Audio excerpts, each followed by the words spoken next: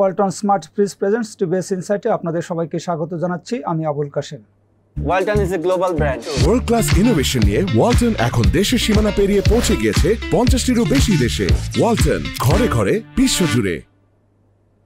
প্রিয় দর্শক, আমরা আজকে কথা বলবো যে যুক্তরাষ্ট্র আমাদের উপর যে 20% রেসিপ্রোকাল ট্যারিফ আরোপ করেছিল, অর্থাৎ বাংলাদেশ থেকে তৈরি পোশাক বা অন্য পণ্য রপ্তানির ক্ষেত্রে যুক্তরাষ্ট্র সরকার 20% বাড়তি ট্যাক্স আমদানিকারকের কাছ থেকে, আমেরিকান বাইরের কাছ থেকে আদায় করে। সেই 20% ট্যাক্সের কারণে কিন্তু কাস্টমার এন্ডে যায় এই পণ্যটার দাম শতকরা 20 টাকা বেড়ে যাচ্ছে।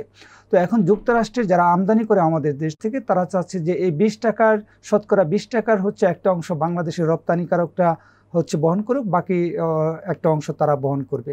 তো এটা যদি মানতে হয়, তাহলে আমাদের ব্যবসায়ীরা এখন যে দামে রপ্তানি করে তার চেয়ে কম দামে যুক্তরাষ্ট্রে রপ্তানি করতে হবে। বায়ারদের এই প্রেশার এবং আমাদের ইন্ডাস্ট্রির এটা বহন করার সক্ষমতা আছে কিনা ইত্যাদি বিষয়ে টিভিএসে আজকে লিড নিউজ প্রকাশিত হয়েছে। নিউজটি করেছেন আমাদের সিনিয়র রিপোর্টার রিয়াদ হোসেন। আমরা তার কাছ থেকে বিস্তারিত জানবো। রিয়াদ, আপনাকে স্বাগত জানাচ্ছি। আপনার যে স্টোরি, তো সেখানে আপনি বলছেন যে যুক্তরাষ্ট্রের বাইরে এখন আমাদের রপ্তানিকারকদের একটা প্রেশার দিচ্ছে যে এই 20% ট্যারিফ এটা শেয়ার করতে হবে। তো এটা কেন তারা এই শেয়ারটা চাচ্ছে, আর আমাদের ব্যবসায়ীদের দিক থেকে বা রপ্তানিকারকদের দিক থেকে এই শেয়ারিংয়ের আসলে সুযোগ আছে কিনা, তারা কি বলছে? ধন্যবাদ কাশেম ভাই আপনাকে। আপনি জানেন যে বাংলাদেশ গত আগস্টে আসলে এই ট্যারিফটা যুক্তরাষ্ট্র ফাইনাল করেছে বাংলাদেশের ক্ষেত্রে 20% এক্সট্রা। তার আগেও কিন্তু বাংলাদেশের পোশাক রপ্তানি, আমাদের রপ্তানির কিন্তু মূল 80% বেশি আসলে তৈরি পোশাক। তো পোশাক রপ্তানিকারকরা কিন্তু আমাদের এক্সপোর্টের ক্ষেত্রে আগে 16.5% মতো গড়ে ট্যারিফ সেখানে বা শুল্ক সেখানে দিত। আমাদের রপ্তানিকারক মানে আমাদের পণ্যে, আসলে এটা তো তাদের আমদানিকারক যিনি তিনিই দেবেন। তো এখন নতুন করে 20% হয়ে যাওয়ার ফলে আসলে 36.5% এই সব মিলিয়ে ট্যাক্স হয়ে যাচ্ছে। অর্থাৎ 100 টাকার পণ্য কিনলে যুক্তরাষ্ট্রের বায়ার আগে যেখানে তাকে বাড়তি 16.5 টাকা দিতে হতো, এখন দিতে হবে 36.5 টাকা এক্সট্রা। অর্থাৎ এই যে এক্সট্রা আরও 20 টাকা যে তার যুক্ত হলো, সেটি শুরুর দিকে বাংলাদেশ ধারণা করছিল যে অন্যান্য দেশ, বিশেষ করে ইন্ডিয়া বা চীনের তুলনায় আমরা যেহেতু কম আছি, আর ইন্ডিয়া, চীন, ভিয়েতনাম বা ক্যাম্বোডিয়ার মতো দেশগুলো আমাদের যেহেতু মূল প্রতিদ্বন্দ্বী, ফলে আমরা কিছুটা বেটার পজিশনে ছিলাম। চীন বা ইন্ডিয়া থেকে অর্ডার বাংলাদেশে আসারও একটা পসিবিলিটির কথা তারা আসার কথা বলছিলেন। কিন্তু এখন যেটা দেখা যাচ্ছে রিসেন্ট টাইমে, যে বায়াররা অর্ডার দেওয়ার ক্ষেত্রে তারা বলছেন যে 20 টাকা এক্সট্রা যে অংশটা, সেটা তারা বহন করতে পারবেন না, যেটা আপনি বললেন আমাদের রিপোর্টে এসেছে। তো সেটির এখন কেউ 5%, কেউ 7%, এখানকার যারা সাপ্লায়ার আছে তাদেরকে বহন করতে বলছেন, যে পরিমাণ আপনার প্রাইস হওয়ার কথা 20% অ্যাড হয়ে, সেটি যাতে একটুখানি এখানে যাতে কম রাখা হয় এই পোশাকের প্রাইস। এখন মূল প্রবলেমটা হচ্ছে বাংলাদেশের রপ্তানিকারকরা কিন্তু আপনি জানেন মার্জিনটা খুব বেশি নয় বিভিন্ন কারণেই। কারণ অনেকেই কিন্তু, অনেক বায়ার আগে থেকে ওপেন কস্টিংয়ে প্রোডাক্ট প্রাইসটা ঠিক করে। ওপেন কস্টিং মানে হচ্ছে আপনার যা যা কাঁচামাল লাগবে, লেবার কস্ট সহ সব মিলিয়ে আপনার কোথায় কত আছে। অনেকে নিজেরাই কাঁচামাল সাপ্লাই করে, আবার অনেকে বলছে যে হ্যাঁ এইটার এই প্রাইস, সুতরাং এই প্রাইস ধরে তারপরে সেখানে একটা কোনো ক্ষেত্রে সামান্য পার্সেন্টেজের প্রফিট ধরে, এরপরে এইভাবে অর্ডারটা আগে দিত। আবার কখনো কখনো এরকম প্রাইস ধরার পরে অনেকটা ওই 5-7টা প্রতিষ্ঠানকে তখন টেন্ডারের মতো, যে আপনি কত কমে করতে পারবেন, তখন অর্ডার নিতে গিয়ে অনেকে আগে থেকেই আসলে কম প্রাইসে নিজেদের মধ্যে, যেহেতু ক্যাপাসিটি বেশি করে রেখেছে, তার মাস শেষে শ্রমিকের বেতন দিতে হবে অন্যান্য কারণে, আসলে তারা অনেকে লোকসান যাতে না হয়, বড় লোকসান, ধরুন অর্ডার যদি তার না থাকে তাহলে তো তার পুরোটাই তার লোকসান, এক মাসে আরও 5-7 কোটি টাকার কস্ট, বা আরও বড় ফ্যাক্টরিগুলো যারা তাদের আরও বেশি কস্ট।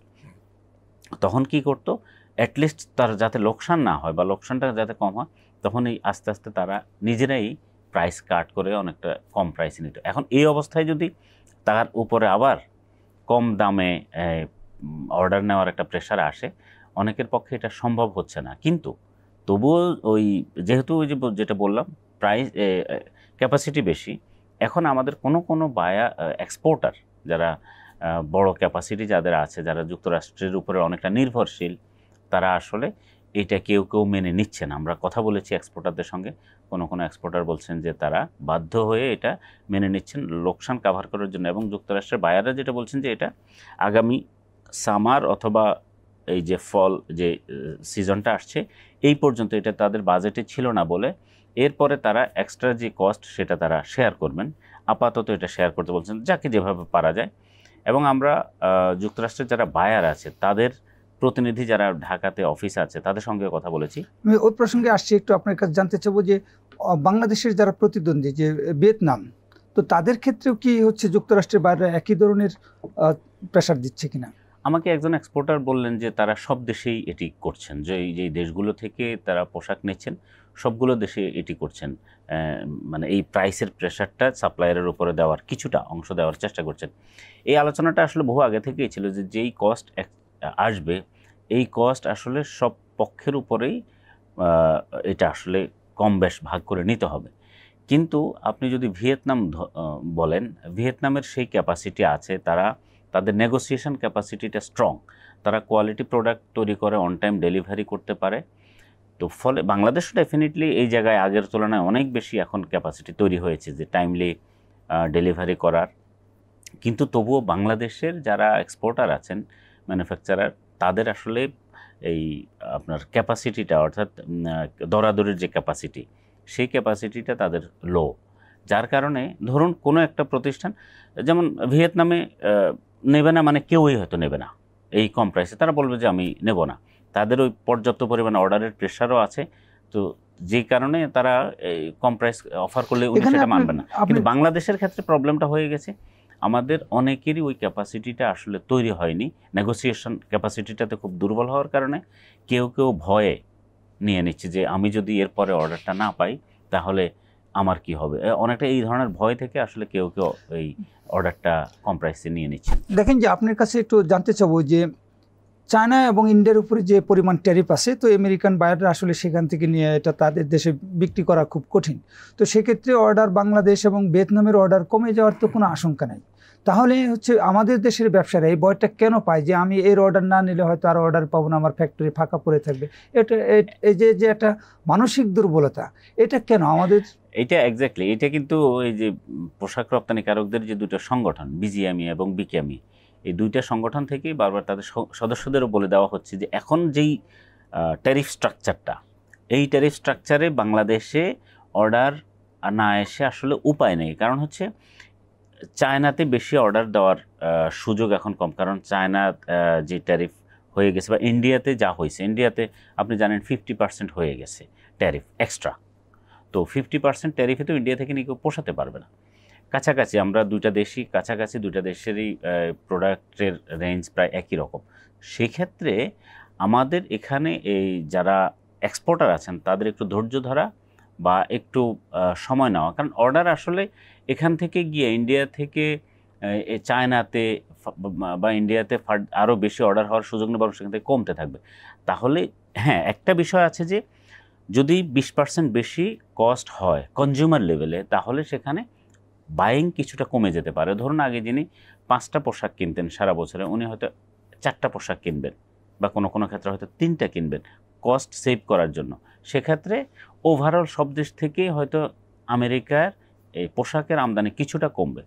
তো এখন সেই কিছুটা কমলেও সেটা কিন্তু আমাদের উপরে খুব বেশি ইম্প্যাক্ট হওয়ার কথা নয়, কারণ বাংলাদেশ যে ধরনের পোশাক এক্সপোর্ট করে এগুলো খুব বেশি কমার কথা নয়।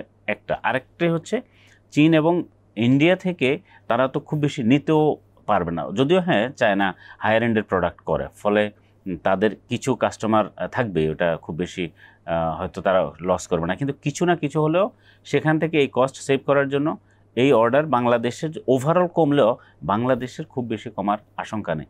কিন্তু আমাদের ওই এক্সপোর্টার যারা আছেন তাদের মধ্যে এক ধরনের এই বহু আগে থেকেই তাদের এই যে নেগোসিয়েশন ক্যাপাসিটিটা দুর্বল, সেই দুর্বলতার কারণে তারা পারছে না। এখানে একটা কথা বলে রাখি, সব বায়ার কিন্তু সব আমাদের যে সব এক্সপোর্টার কিন্তু এই বায়ারের বা ব্র্যান্ডদের এই যে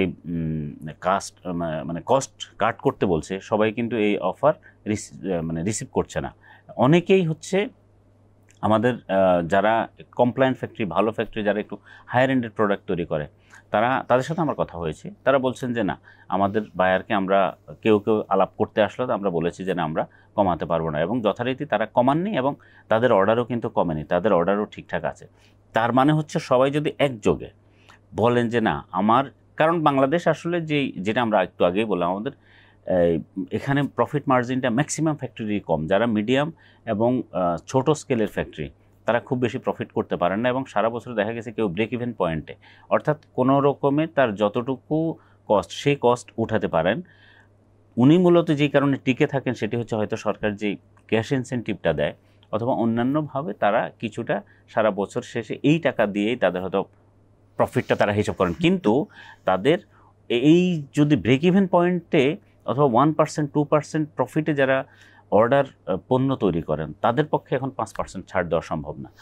আমাদের সময় খুবই সংক্ষিপ্ত, আপনার কাছে লাস্ট জানতে চাবো, এই যে আমাদের মালিকটা বা ইউএস বায়ারদের প্রেসারে যদি ছাড় দিতে হয়, এটার আলটিমেট প্রেসারটা আসলে কার উপরে যাচ্ছে? এটা কি মালিকের উপরে না থাকবে, নাকি মালিক আবার এটা হলো শ্রমিকদের বেতন ভাতার উপরে, বেতন ভাতা বাড়ানোর ক্ষেত্রে এটা হচ্ছে কাট করবে? এটা গুরুত্বপূর্ণ প্রশ্ন। আপনি খেয়াল করবেন, একটু আগেই যেটা বললাম যে একটি অংশ আছে যে হ্যাঁ, যারা একটু ভালো একটু বেশি দামের প্রোডাক্ট বানায় তারা একটু প্রফিট হয়তো তাদের থাকে, কিন্তু বেশিরভাগ ফ্যাক্টরি বা বেশিরভাগ এক্সপোর্টিং যে আমাদের গার্মেন্টস পণ্যগুলো, সেগুলোর ক্ষেত্রে কিন্তু প্রফিট রেঞ্জটা তাদের খুব কম, অথবা যেটা বললাম যে ব্রেক ইভেন পয়েন্টে তৈরি করে। এখন এই অবস্থায় যদি তার উপরে আবার এই পোশাকের দাম কমানোর প্রেশার চলে আসে, সেক্ষেত্রে উনি আবার চেষ্টা করবেন যে উনি তো একটা নির্দিষ্ট রেঞ্জের পর উনি আর প্রেশার নিতে পারবেন না, কারণ তাহলে তো তার আর ফ্যাক্টরি চালাতে পারবেন না। সেক্ষেত্রে কি করবেন, শ্রমিকের যে বিভিন্ন সুযোগ সুবিধা আছে সেই সুযোগ সুবিধা তখন হয়তো কাট করা না হলেও যে যতটুকু বাড়ানো উচিত সেটা তখন আর বাড়বে না, অর্থাৎ আলটিমেটলি শ্রমিকের উপরে এই প্রেশারটা চলে যায়। তাহলে একটা জিনিস কিন্তু গুরুত্বপূর্ণ, যখন ইউএস একজন ব্র্যান্ড যেই দামটা আমাদের বাংলাদেশে কম দিচ্ছে, এর আলটিমেট প্রেশারটা আসলে কার উপরে যাচ্ছে? গার্মেন্ট মালিকের উপরে হয়তো কিছুটা যাবে, একটা মেজর পোর্শন চলে যাচ্ছে ওই শ্রমিকের উপরে, যারা এই সারা মাস শেষে হয়তো 12-13 হাজার টাকা এখন বেতন পায়। বেতন তাদের বেড়েছে হয়তো 5 বছর শেষে, কিন্তু যে বেতন বেড়েছে এটা কিন্তু ওই যে ইনফ্লেশন হিসাব করলে তাদের আসলে অ্যাকচুয়াল ইনকাম আসলে বাড়ে নাই, বরং কমে গেছে কোনো কোনো ক্ষেত্রে। এমন অবস্থায় যদি উনি এই যে প্রাইস কমানোর যে প্রেশার তার উপরে আবারও আসে, তাহলে আলটিমেটলি বাংলাদেশের শ্রমিকদের জীবনমান উন্নয়নের যে আলোচনাটা বিশ্বব্যাপী এই ব্র্যান্ডগুলো থেকে বড় বড় কথা বলা হয়, কার্যত আসলে তাদের এই ধরনের প্রেশারের কারণে, এইটা এক ধরনের আন্ডিও প্রেশার আপনি বলতে পারেন, সেটা আসলে শ্রমিকের উপরে যাবে। এবং আরেকটা জিনিস আপনাকে বলে রাখি, আমাদের যে পোশাকটা ব্র্যান্ডগুলোর কাছে যায়, এখানে এফওবি প্রাইস, এক একটা পোশাকের যে প্রাইস তার চেয়ে কয়েক গুণ বেশি দামে সেখানে বিক্রি হয়। ফলে প্রফিট তারা তাদের অংশ থেকেও খুব বেশি ছাড়তে চাইছেন না। যেই প্রেশারটা, প্রাইসের প্রেশারটা আসে, তারা সব সময় এই যে সাপ্লায়ার অথবা আলটিমেটলি এটার সাফারার হন শ্রমিকরা।